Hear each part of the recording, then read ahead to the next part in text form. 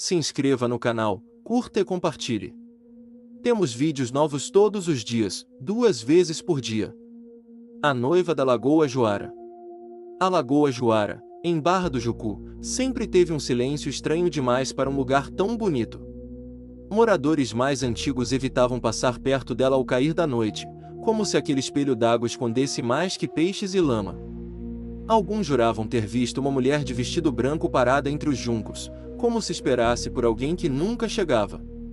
Outros diziam que ela cantava, com voz doce e melancólica, atraindo pescadores e curiosos para dentro da água. Em 1986, um casal de noivos desapareceu sem deixar rastro. Estavam prestes a se casar na pequena igreja do distrito, mas na noite anterior ao casamento, sumiram. Os corpos nunca foram encontrados. Só a tiara da noiva foi achada, flutuando na beira da lagoa, ainda com um fio de cabelo preso nos dentes de metal. Desde então, a lenda da noiva da Lagoa Juara ganhou força e medo. Os jovens riam, como sempre riem das histórias dos velhos. Mas toda vez que alguém zombava da noiva, algo estranho acontecia. Um cachorro enlouquecia, uma criança sonhava com afogamento, ou uma casa amanhecia com água escorrendo pelas paredes sem motivo. Aos poucos, o riso dava lugar ao respeito e, por fim, ao silêncio. Dona Odete, benzedeira da região, dizia que a noiva não descansava porque foi traída e morta pelo próprio noivo, jogada na lagoa como lixo. Ele, dizem, fugiu com outra mulher. Mas a Juara cobrou caro. Poucos meses depois, o corpo dele foi achado na praia, com areia nos pulmões e olhos arregalados de terror. A outra mulher nunca mais foi vista. Desde então, a figura da noiva reaparecia. Sempre de branco, sempre com o vestido molhado e rasgado, e sempre olhando para as casas com um pesar profundo. Alguns afirmam que ela escolhe suas vítimas por cheiro. Quem sente o perfume de jasmim à noite está marcado. Em 3 dias, algo acontece. Em um verão abafado, Marlon, um fotógrafo que veio de Vitória, decidiu fazer um ensaio na lagoa. Queria capturar o mistério da região para um projeto artístico. Levou luzes, câmera, drone.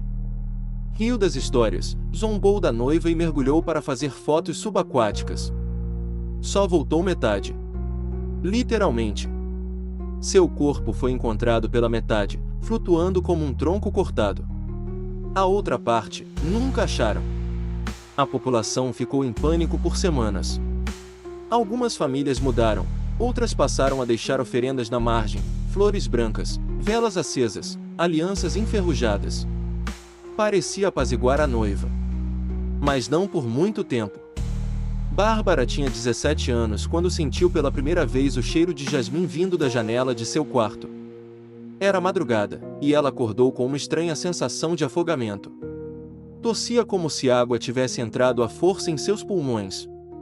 Quando acendeu a luz, tudo estava seco. Mas o cheiro era forte, doce, quase insuportável. Ela contou à mãe, que logo empalideceu. As duas correram para a casa de Dona Odete, que as recebeu com olhos fundos e expressão de pavor. Ela te escolheu, menina. Ou você resolve isso, ou vai te levar. Bárbara tremia. Não acreditava em lendas, mas o pesadelo da noite anterior ainda ecoava. Ela, vestida de noiva, caminhava sozinha por um corredor de água negra. A benzedeira indicou um ritual antigo, passado de geração em geração. Bárbara teria que fazer uma oferenda na lagoa, um véu branco, uma vela preta e um anel de prata, tudo envolto em folhas de guiné. Mas avisou, se a noiva aceitar, ela virá pessoalmente buscar a oferenda. E se não aceitar, ela virá buscar outra coisa. Naquela mesma noite, Bárbara e sua mãe foram até a margem. A lua refletia na lagoa como um olho morto. O silêncio era profundo demais, como se engolisse os passos e o vento. Bárbara deixou a oferenda, acendeu a vela e recuou, como mandado. Então, do meio do espelho d'água, uma forma branca se ergueu. Era ela. A noiva.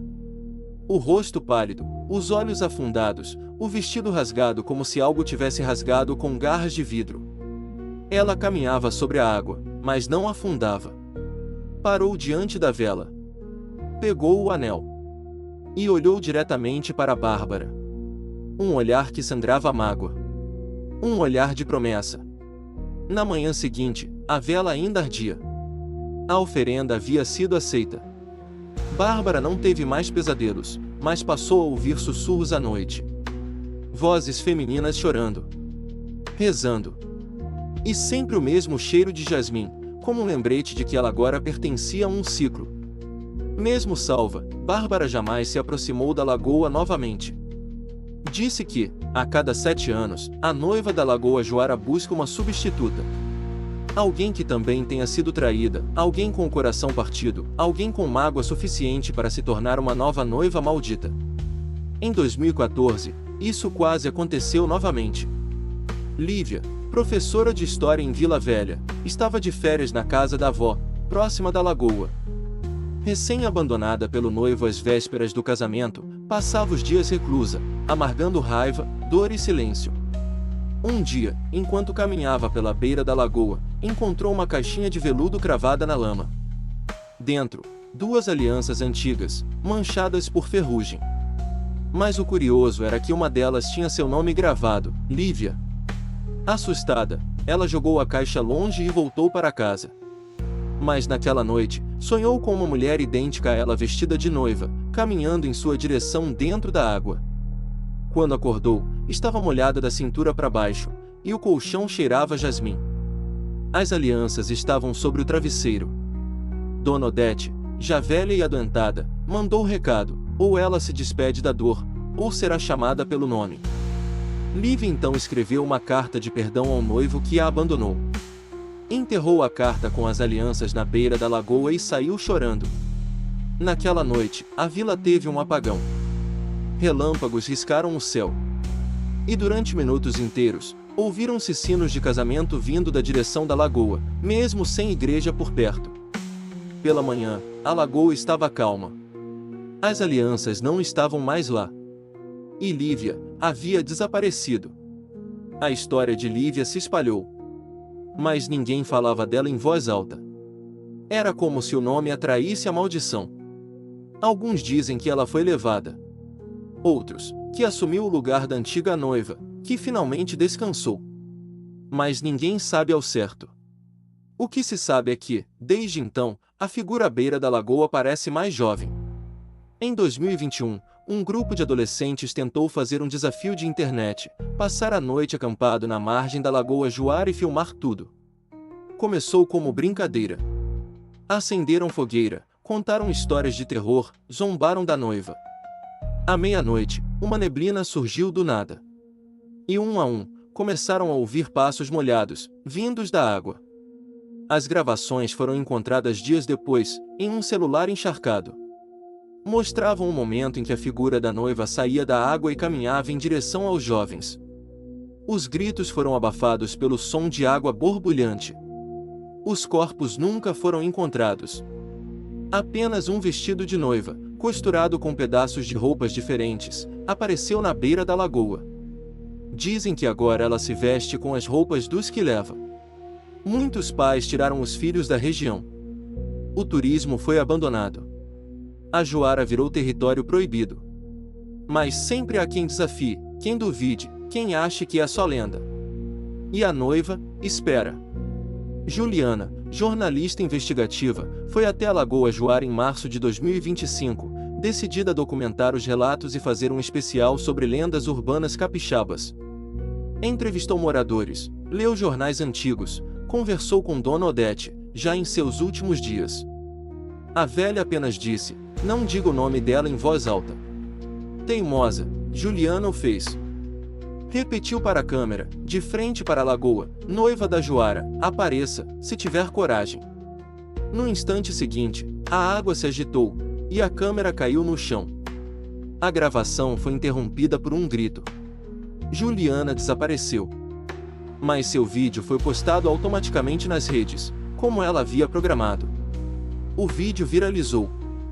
E com ele, o nome da noiva foi dito por milhares de pessoas, ao mesmo tempo. Agora, pessoas de outras cidades começaram a relatar sonhos estranhos, com uma mulher de branco à beira de lagos, piscinas, caixas d'água. O perfume de jasmim cruzou fronteiras. A lenda se espalhou. E a noiva já não pertence mais só a Joara. Ela pertence a quem a chama. Se você sente que essa história merece continuar sendo contada, considere nos apoiar no Apoia-se. Com sua ajuda, podemos trazer mais histórias sombrias como esta à tona, explorando os mistérios que assombram nossa imaginação. https://apoia.se/aleatoriode. Faça parte do nosso grupo secreto do Telegram, faça sua carteirinha de fã enviando um e-mail com o nome completo e foto para o e-mail aleatoriodoriginal@gmail.com.